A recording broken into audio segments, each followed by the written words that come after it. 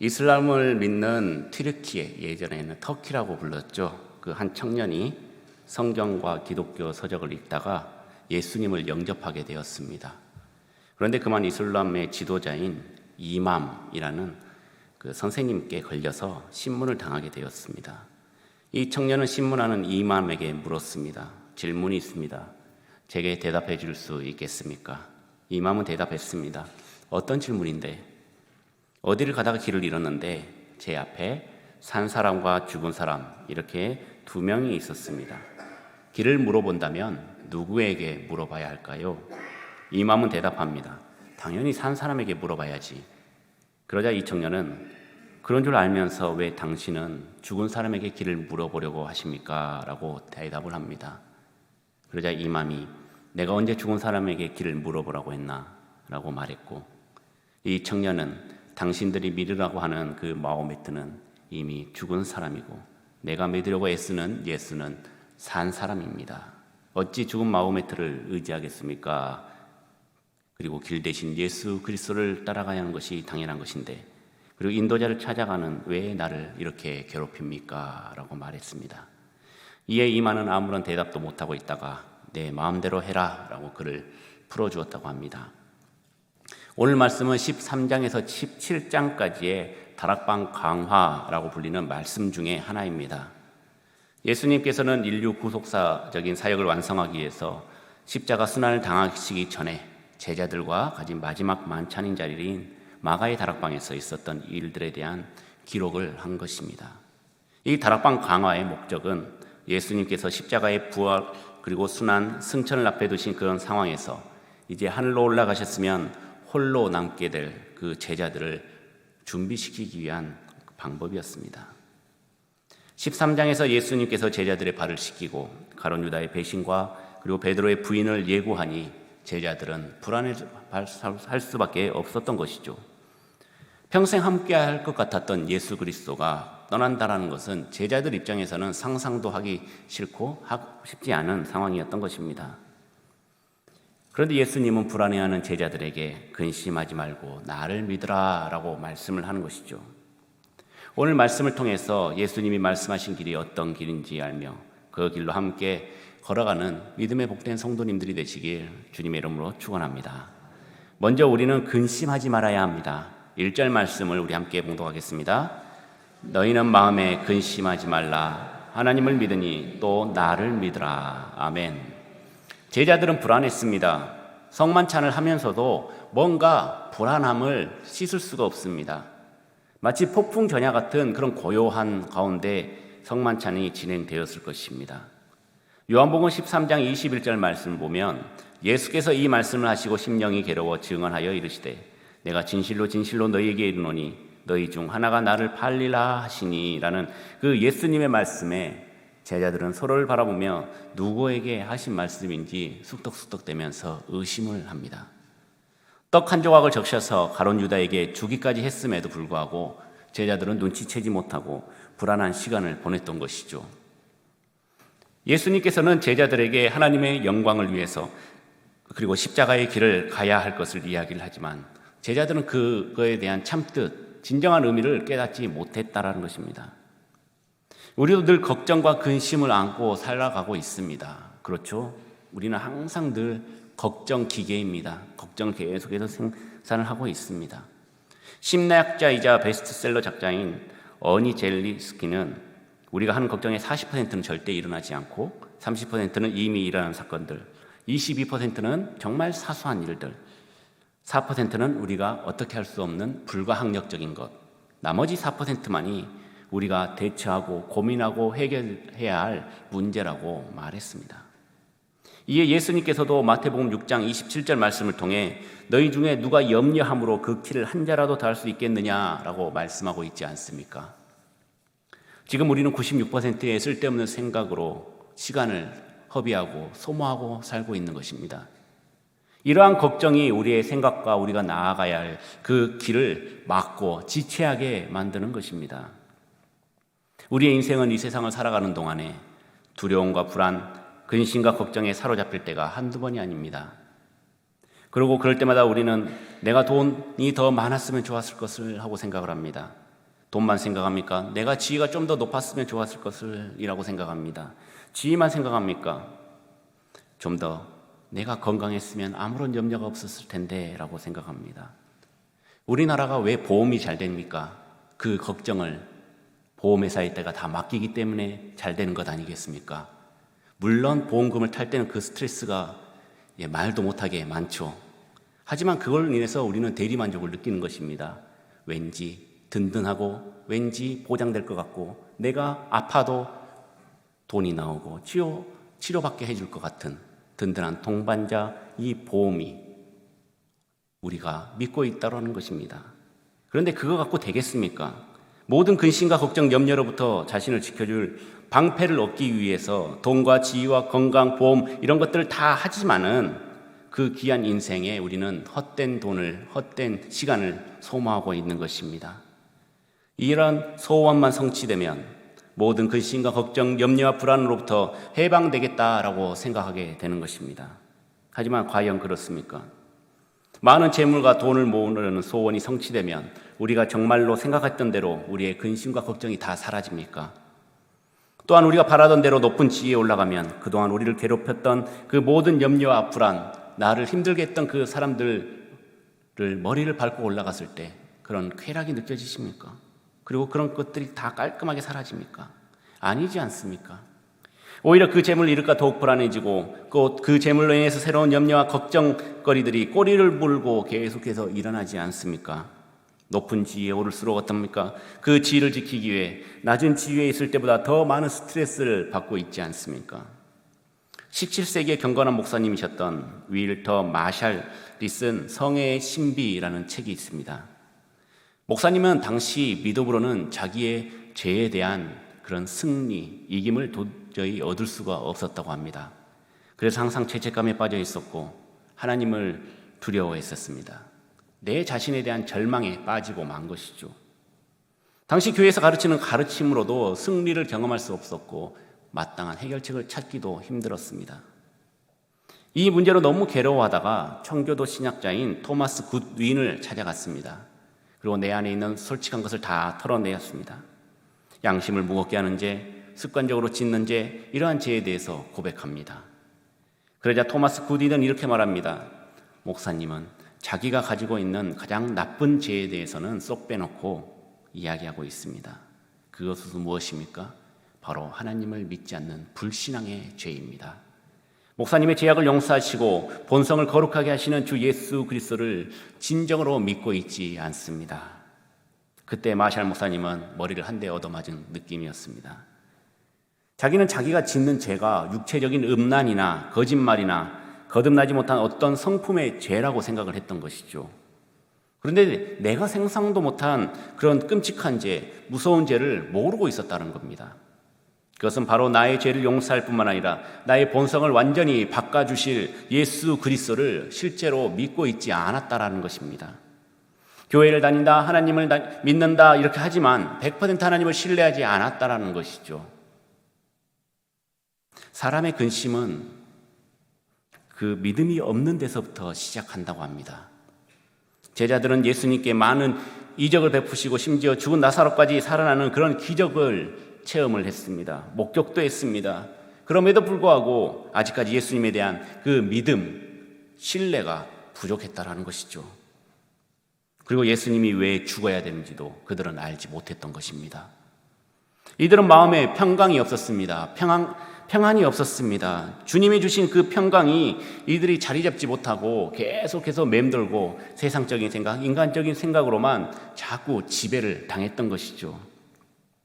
이 불안과 걱정, 근심, 이러한 여러 문제들이 합쳐지고 또 예수님께서 누군가는 나를 팔리라, 베드로는 너는 나를 부인하리라 이렇게 얘기하니 더 불안을 떨 수밖에 없고 하나님의 신뢰가 사라지고 말씀을 의지하지 못했다라는 것입니다. 그래서 바울은 고린도후서 7장 10절 말씀을 통해 하나님의 뜻대로 하는 근심은 후회할 것이 없는 구원에 이르게 하는 회개를 이루게 하는 것이요 세상 근심은 사망을 이루는 것이라 라고 말씀하고 있습니다. 우리가 하나님의 뜻대로 하는 근심에는 구원에 이르는 회개를 이루는 것이라고 말하고 있습니다. 내가 무엇을 먹을까, 무엇을 입을까, 무엇을 할까 염려하는 것이 아닌 하나님의 뜻대로 어떻게 해야 할까라는 이 근심이 우리를 살리고 있다라는 것입니다. 주님께서는 우리의 근심 중에 나타나셔서 위로하십니다. 그리고 우리의 근심을 맡으시며 우리에게 평안과 기쁨을 주시기를 지금도 원하시고 우리의 간구를 듣기를 원하고 계십니다. 우리가 낙심하고 실패하고 어려움이 있을 때, 육신의 질병으로 괴로움을 당하고 있을 때, 고통당하고 있을 때 주님께서는 우리에게 찾아오셔서 너희는 마음에 근심하지 말라라고 위로해 주시는 것입니다. 이 위로가 믿는 여러분들에게 충만히 임하길 주님의 이름으로 축원합니다. 그렇다면 이 모든 염려와 불안, 근심, 걱정 이것으로부터 해방될 수 있는 길은 무엇일까요? 그것은 방금 읽은 본문의 후반절 말씀 하나님을 믿으니 또 나를 믿으라. 아멘. 하나님을 믿으니 또 나를 믿으라 하는 것입니다. 예수님께서는 하나님과 자신을 하나로 말씀하시며 제자들에게 동등한 믿음을 요구했습니다. 하나님이라고 더 많이 믿고 예수님이라고 더 적게 믿는 것이 아닌 동등한 하나님께 믿음을 허락하게 해달라는 그런 제자들에게 말하는 것이었죠. 이러한 사실을 의미하는 것은 어떤 것일까요? 이는 하나님과 예수님이 결코 분리될 수 없다는 것을 말씀하고 있습니다. 성부 하나님과 성자 하나님은 분리가 되어 있지만 서로 뗄래야 뗄 수 없는 그런 관계이고 하나이신 하나님이심을 우리는 믿어야 하는 것입니다. 이것을 과학적으로 이성적으로 생각하면 답이 나오지 않습니다. 어떻게 세 개가 하나가 되고 하나가 세 개가 될 수 있는가? 아버지면서 그리고 아들이면서 성령님이 어떻게 하나가 될 수 있는가? 이성적으로 생각하지 마시기 바랍니다. 믿으니까 믿어지더라는 것입니다. 요한복음 1장 1절 말씀을 보면 태초에 말씀이 계시니라. 이 말씀이 하나님과 함께 계셨으니 이 말씀은 곧 하나님이시라 라고 말씀하고 있습니다. 예수님은 말씀으로서 태초전부터 이미 하나님과 함께 계셨고 또 한 분의 하나님이셨던 것입니다. 우리는 믿음이 없을 때 걱정과 근심을 합니다. 지금 새벽에 출애굽기를 묵상하고 있는데요. 출애굽기 3장의 말씀인 하나님께서 모세를 부르는 장면이 나옵니다. 모세는 떨기나무 불꽃 가운데 하나님을 만났지만 확실한 믿음이 없었습니다. 그래서 이후의 장인 4장에서 3번이나 나는 못합니다. 나는 애굽에 가지 못합니다.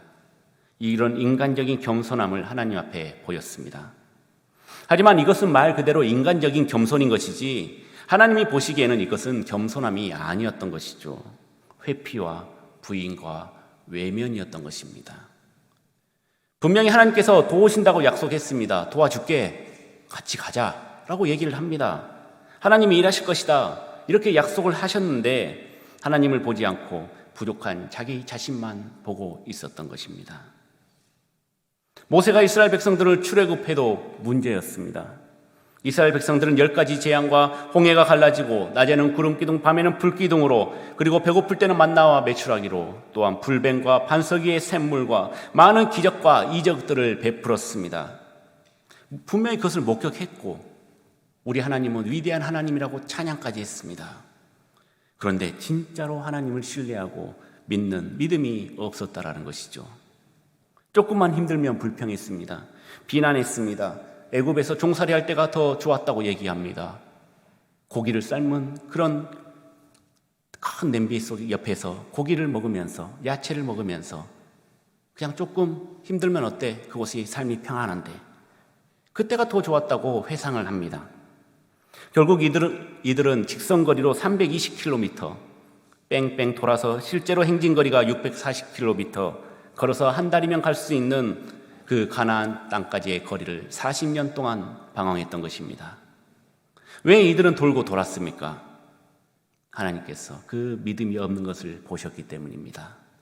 가나안을 주겠다고 약속하신 그 말씀보다 인간적인 생각과 세상적인 생각, 현실적인 생각으로 힘들다, 어렵다, 두렵다라던 그 10명의 정탐꾼의 말을 더 믿었던 것입니다. 우리 하나님은 그렇게 불평불만 많고 믿지 않은 이스라엘 백성들을 그래도 버리지 아니하시고 끝까지 붙잡고 나아가고 있으십니다. 사랑의 하나님은 광야에서 40년을 돌리고 또 돌려서 훈련시키고 그 애굽에 묻어있던 그 모든 떼국물을 그리고 그런 모든 죄악, 죄성을 다 깨끗하게 씻기고 가나안 땅으로 보내셨던 것입니다. 조금은 힘들고 아플 수도 있습니다.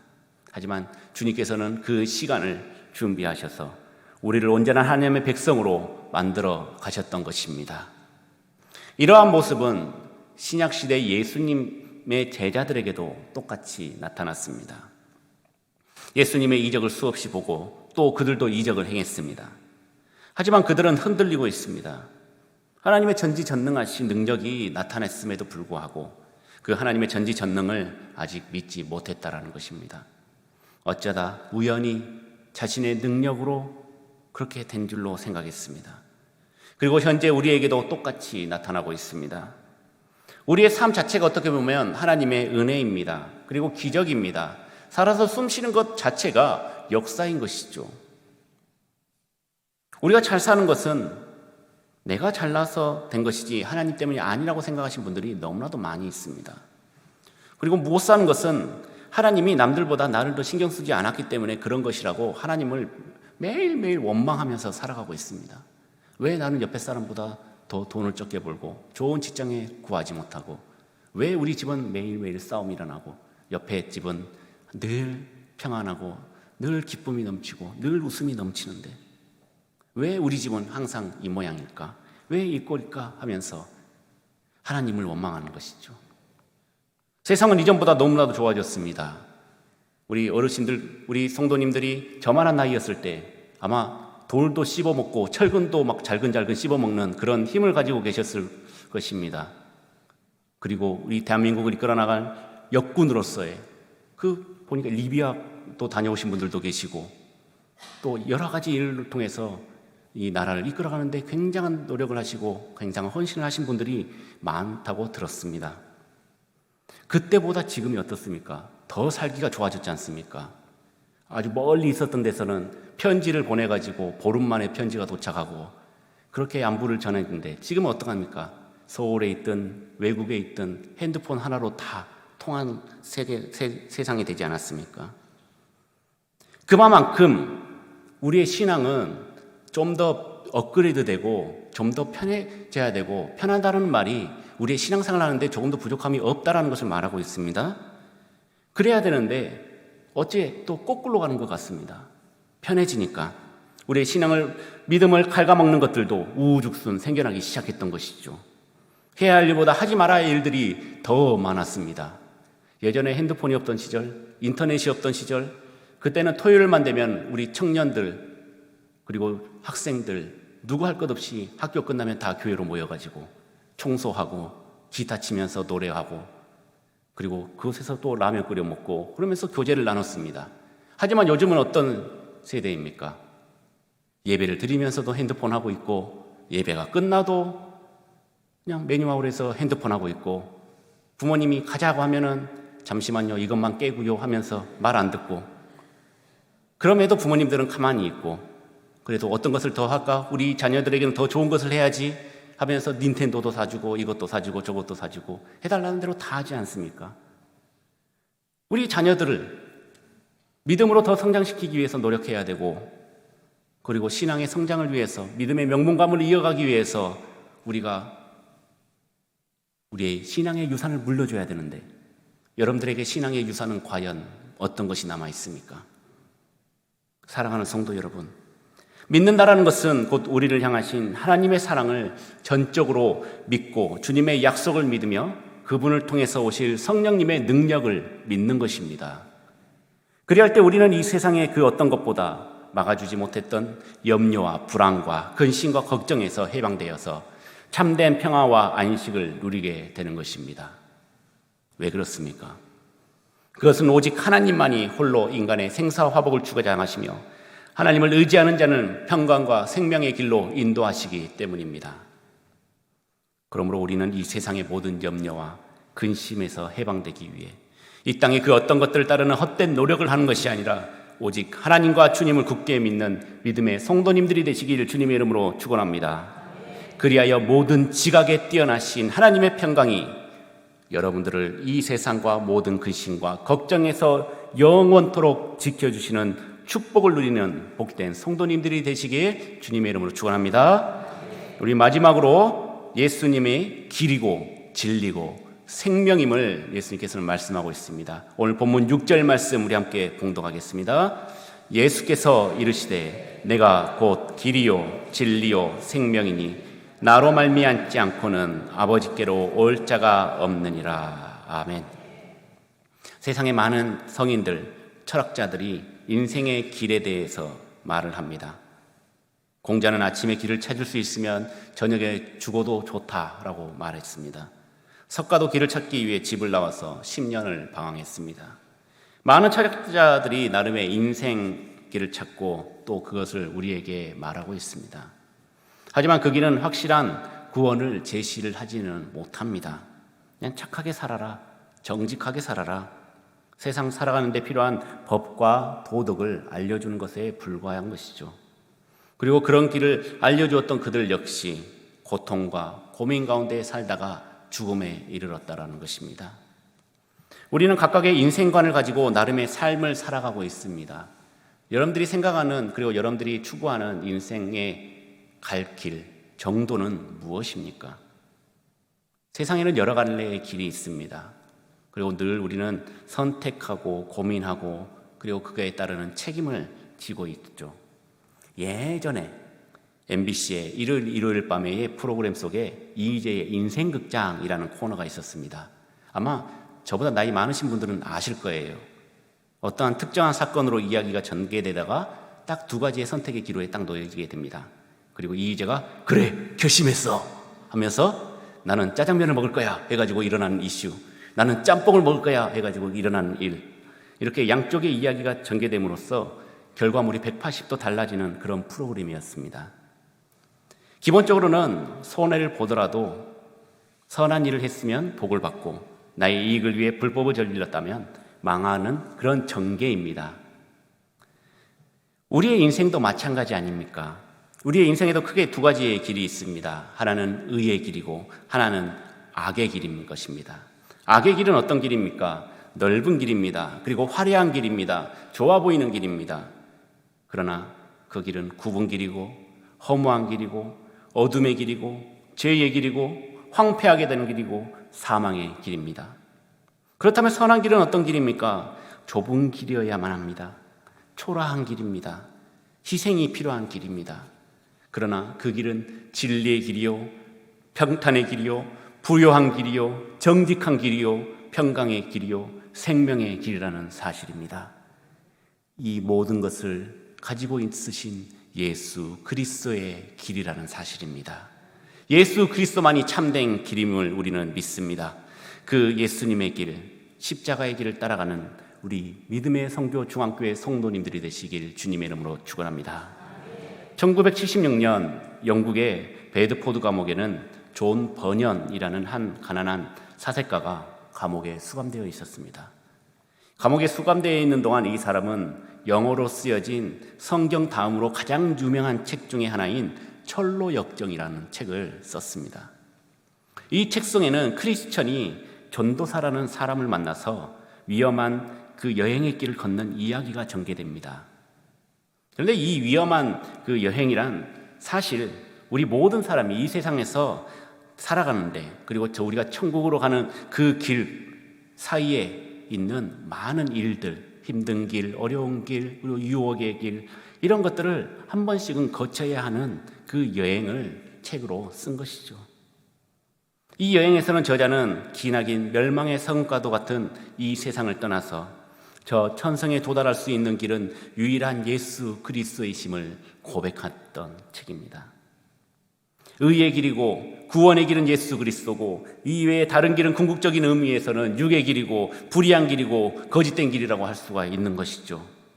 그래서 예수님께서는 나로 말미암지 않고는 아버지께로 올 자가 없느니라 라고 말씀하셨습니다. 하나님께 가는 길은 다른 길은 없습니다. 옛날에 우리 열심히 불렀던 찬양 있지 않습니까? 황금집으로 가는 길은 예수님뿐이지요. 다른 길은 없어요. 아멘. 천국에 들어가는 길은 예수님뿐이지요. 인간의 선행이나 종교적인 의식이나 많은 헌금이나 다른 인간적인 모든 노력 그리고 행위들에 의해서는 구원에 이룰 수 없다라는 것입니다. 사랑하는 성도 여러분, 이 세상은 종교 다원주의로 물들어가고 있습니다. 다른 종교에도 구원이 있다라고 말합니다. 왜 다른 종교는 통합과 이해를 하면서 서로 합력하여서 으쌰으쌰 하자고 하는데 왜 기독교만 이렇게 배타적이고 왜 너네들 고집만 피우느냐라고 이기적이냐라고 비난합니다. 하지만 아닌 것은 아닌 겁니다. 아닌 것을 기다고 말할 수는 없는 거잖아요. 결코 부정할 수 없는 진리가 있는 것입니다.